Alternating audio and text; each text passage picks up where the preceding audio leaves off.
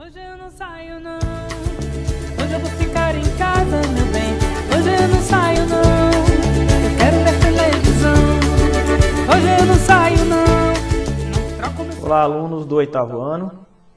Aqui é o professor Geober, trazendo para vocês aí o gabarito das atividades remotas. Na aula 1, a pergunta é: qual foi o percentual de países considerados na ONU que fecharam as escolas? Na ONU há 195 países. Você vai dividir aqui, 165 países por 195, que são os países considerados na ONU. E aí você vai obter esse valor aqui, 0,846, e multiplicando por 100, você obtém 84,6. Em 25 do 3, 84,6% dos países considerados na ONU já haviam fechado as escolas. Ainda na aula 1, questão 2, pede para vocês calcularem o percentual de morte sobre o número de contaminados em cada país. Então vamos lá, né? Aqui estão os 10 países com o maior número de casos no mundo. Na terceira coluna aqui aparece o número de óbitos de cada país. Como foi explicado lá na videoaula, basta você dividir o número de óbitos pelo número de casos, multiplicar o resultado por 100 e você vai obter o percentual. Então está aqui o percentual dos Estados Unidos, Brasil, Rússia, Reino Unido, Espanha, Itália, Alemanha, Turquia, França, Irã. E também tem o percentual de óbitos no mundo, né? Comparando com o percentual do mundo, os países que estão com percentual acima do percentual mundial são Reino Unido, Espanha, Itália e França. Esses percentuais estão acima de 6,41. A questão 3, ele pede para vocês calcular o percentual de óbitos e depois comparar, fazer uma comparação. A região norte do Brasil tem menos óbitos que a região nordeste, como mostra aqui na tabela. Região norte e região nordeste. Mas quando a gente vai calcular o percentual da região norte, ele é maior do que o percentual da região nordeste. Então, quando pergunta assim, podemos afirmar o mesmo para o percentual de óbitos? Não, não podemos afirmar, porque o percentual da região norte, ele é maior, ele não é menor do que o da nordeste. A região norte do Brasil tem menos óbitos que a região nordeste. Mas, percentualmente, o número de óbitos sobre a quantidade de casos confirmados de coronavírus é maior na região norte, comparada à região nordeste. Então, não podemos afirmar o mesmo. Questão de número 4. Calcule a quantidade de óbitos se a proporção se mantivesse para o dia 25 de maio. Então, no dia 17 de abril, o número de casos confirmados no Brasil era de 33.759 e havia 2.143 óbitos. Já no dia 24 de maio, esse número de casos chegou a 363.211. Então, se houvesse aqui uma proporção no número de óbitos relacionado ao número de casos, quantos seriam os óbitos nessa data? Então, vamos calcular. Como vocês viram na videoaula, multiplica a quantidade de casos aqui no dia 24 pela quantidade de óbitos do dia 17 e divide pela quantidade de casos aqui do dia 17. Aí a gente vai obter 23.056, aproximadamente. Quer dizer que no dia 24 de maio deveria haver 23.056 óbitos. Mas até essa data ocorreram 22.666, uma quantidade um pouco abaixo do estimado. Agora vamos para a aula 2, onde vocês têm que descobrir o valor de cada uma dessas figuras geométricas, né?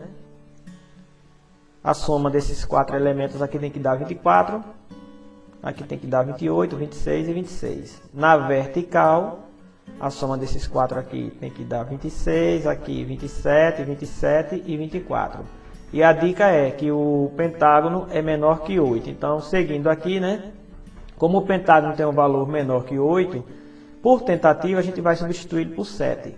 Substituindo o pentágono por 7, nós temos nessa primeira linha aqui que 7 mais 7 é 14, mas a soma tem que dar 24, então falta 10.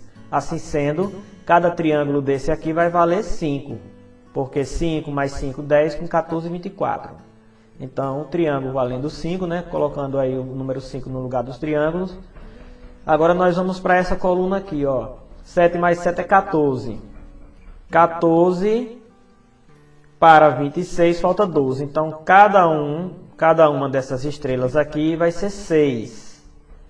Substituindo a estrela por 6, nós temos aí o valor, né? Ó, tá aí, cada estrela é 6. Né? Aqui embaixo você tem 3 vezes 6, 18. Para 26, falta 8. Então, cada círculo vai valer 8. Então, substituindo aí, né? Fechamos. Se você fizer a conferência aí, somar esses números nas colunas, os resultados vão dar todos iguais aos que temos aqui. Aí. Aqui vai dar 24, 27, 27 e 26. Na horizontal, também. Na aula 2, né, nós temos aí a questão do pirata. Vocês já sabem que vocês têm que pesar 23 moedas, mas só pode usar a balança 3 vezes. Né? Não pode usar mais que 3 vezes. Então vamos lá. Primeiro você separa 5 moedas das 23, então restam 18 moedas. Coloca 9 moedas em cada prato. Se houver equilíbrio, então a moeda mais leve estará entre as 5. Aí você vai pesar 5. Para pesar as 5 moedas, você não pode colocar 3 e 2. Você tem que colocar quantidades iguais em cada prato. Então você separa uma moeda e coloca 2 moedas em um prato e 2 na outra. Se houver equilíbrio, a conclusão que se chega é que aquela moeda que você deixou separada ela é a mais leve. E se não houver equilíbrio? Como você só tem 2 moedas em cada prato, o prato que levantar, ele vai ser o prato que tem a moeda mais leve. Como só tem 2 moedas nele, é só colocar agora uma moeda em cada prato e aí o prato que levantar é onde está a moeda mais leve. Tá. Mas vamos para outra situação. Lá no início, quando você tirou 5 moedas e colocou 9 em cada prato. Lá a gente considerou havendo equilíbrio. E se não houver equilíbrio no início? Bom, se não houver equilíbrio, você pega 9 moedas do prato que levantou. Porque você vai ter 9 moedas para pesar agora. Né? Então vamos lá. Segunda pesagem. Dessas 9 moedas, vocês vão separar 3 e colocar 3 em cada prato. Havendo ou não equilíbrio, a situação é semelhante agora ao que a gente viu aqui, ó, da segunda pesagem adiante. Então, se houver equilíbrio, é porque a moeda mais leve está entre as 3 que você separou. E se não houver equilíbrio, o prato que levantar é onde está a moeda mais leve. Você só tem 3 para pesar, então você coloca uma em cada prato, que é a terceira pesagem. E aí, se houver equilíbrio, a que você separou é a mais leve. Se não houver equilíbrio, o prato que levantar é onde está a moeda mais leve. Na aula 3, né, nós temos aqui um GIF aqui da nossa galáxia, a Via Láctea. E ela diz aqui que a nossa galáxia contém cerca de 400 bilhões de estrelas. Aí vamos para a suposição, né? Suponha que 0,03% dessa quantidade de estrelas possua um sistema planetário onde exista um planeta semelhante à Terra. O número de planetas semelhantes à Terra na Via Láctea vai ser de quanto? Primeiro, a gente, já que é porcentagem, a gente vai calcular 0,03% de 400 bilhões. Como é que calcula isso? Multiplica por 400 bilhões, o 0,03 e depois divide por 100. Então nós vamos chegar a 120 milhões de planetas. Esse número aqui em notação científica, que é um número entre 1 e 10 vezes uma potência de base 10, fica 1,2 vezes 10 elevado a 8. Daí conclui que o número de planetas semelhantes à Terra, né, supostamente, na Via Láctea seria de 120 milhões. Agora aqui na aula 3 ainda nós temos aí um caminho. Aí ele tem 60 casas aqui para percorrer, ó, até chegar lá. Carlos saiu em direção à cachoeira e andou 1/10 do caminho. Então você vai calcular 1/10 de 60 e depois você vai pintar a casa onde ele parou de verde, né? Então como é que faz isso? Vamos lá. Então 1/10 de 60 é 1 vezes 60 dividido por 10. Ou simplesmente pegar o 60 e dividir diretamente por 10 dá 6. Quer dizer que ele andou até a casa 6. Então nós vamos pintar de verde a casa 6. Seguindo aqui, partindo da casa onde ele estava, ele andou 1/5 do caminho todo. Nós vamos pintar de azul a casa onde ele parou. Então, 1/5 de 60 vai ser 60 dividido por 5, que dá 12. Como ele estava na casa 6, 12 mais 6, 18. Então, ele foi para a casa de número 18. A gente pinta de azul lá. Continuando, agora, ele recuou 1/6 do caminho todo. Recuar e voltar. Então, 1/6 de 60 dá 10. Se ele estava na casa 18, ele vai ter que voltar 10 casas. Então, ele vai parar na casa 8. Aí, circulando aqui, a casa 8. Depois diz que a partir da casa onde ele parou, que foi na 8, ele avançou 5 décimos do caminho todo. Então, 5 décimos de 60 vai ser 5 vezes 60 dá 300, dividido por 10 dá 30. Como ele estava na casa 8, ele vai andar mais 30, então ele vai parar na casa 38. Lá a gente vai pintar de vermelho. Aqui, seguindo, né? Ele recuou, ele parou na casa 38, ele recuou 3 dozeavos do caminho todo. Então, 3 dozeavos de 60 vai ser 3 vezes 60, que dá 180, dividido por 12 dá 15. Então, ele estava na casa 38, voltando 15, ele parou na casa 23, circulando lá. Ó. Quantas casas ainda faltam para Carlos chegar até a cachoeira? Bom, para chegar até a cachoeira, ele teria que andar 60 casas. Como ele estava na casa 23, ele ainda precisa andar 37 casas. Os ladrilhos retangulares medem 10 por 45.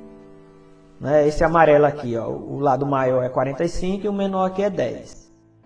E o quadrado tem 20 centímetros de lado. Então, vamos montar aqui a figura. Está aí a figura montada. Ó. Ele diz assim, com uma caneta vermelha, Rodrigo traçou o contorno da figura. Qual é o comprimento desse contorno? Bom, o comprimento a gente pode considerar que ele saiu daqui, ó, foi até aqui, então ele andou 45 centímetros, mais 10. Só que ele andou esse pedaço aqui que a gente não sabe quanto é.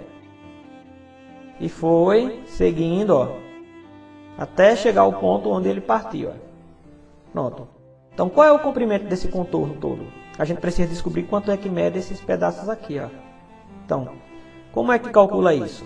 Daqui até lá em cima seria 45. A gente já tem 20 e mais esse pedaço preto aqui, que é o mesmo desse aqui. Ó. Então, a gente tem 10. Quer dizer que daqui até aqui, nós temos 30 centímetros. Como ele todo é 45, então esse pedaço aqui vai ser 15 centímetros, conforme está sendo mostrado aí. Ó. Então esse aqui é 15, esse é 15, esse outro aqui é 15 também, e esse aqui é 15. Agora, calculando o comprimento total, né, nós temos 4 valores de 45, 4 de 10 e 4 de 15. Fazendo os cálculos, 4 de 45 dá 180, 4 de 10 dá 40 e 4 de 15 dá 60. Somando tudo, o contorno, o comprimento do contorno foi de 280 centímetros. Na aula 4, né, como é que essas amigas vão atravessar aqui essa ponte? Qual o menor tempo necessário para que todas atravessem a ponte? Ele ainda diz aqui que a resposta não é 21. Só pode ir 2 pessoas de cada vez. E tem que ir com a lanterna. Uma delas tem que ir com a lanterna. Então, inicialmente a gente colocou assim. Ó. Vai a menina que leva 1 minuto com a menina que leva 10 minutos. A que está com 10 minutos segura a lanterna. Quando a menina que leva 1 minuto atravessar a ponte, só vai ter uma pessoa na ponte, que é a de 10 minutos. Então aí já pode ir a de 2 minutos. Quando essa de 2 minutos atravessar, a de 10 minutos terá andado 1 minuto com a primeira e 2 minutos com a terceira, totalizando aí 3 minutos. Quando a de 2 minutos atravessar, a de 7 minutos começa a atravessar também. E chegará ao outro lado junto com a que leva 10 minutos, que será o tempo restante que daqui vai com a lanterna. Então, a gente conclui que todas elas só demoraram 10 minutos para atravessar a ponte. Porque a menina de 10 minutos, quando ela começou a atravessar a ponte, foi o tempo suficiente para todas as outras irem atravessando no seu devido tempo. Assim a gente encerra, né, o gabarito dessas aulas. Espero que vocês tenham gostado, né? Até a próxima.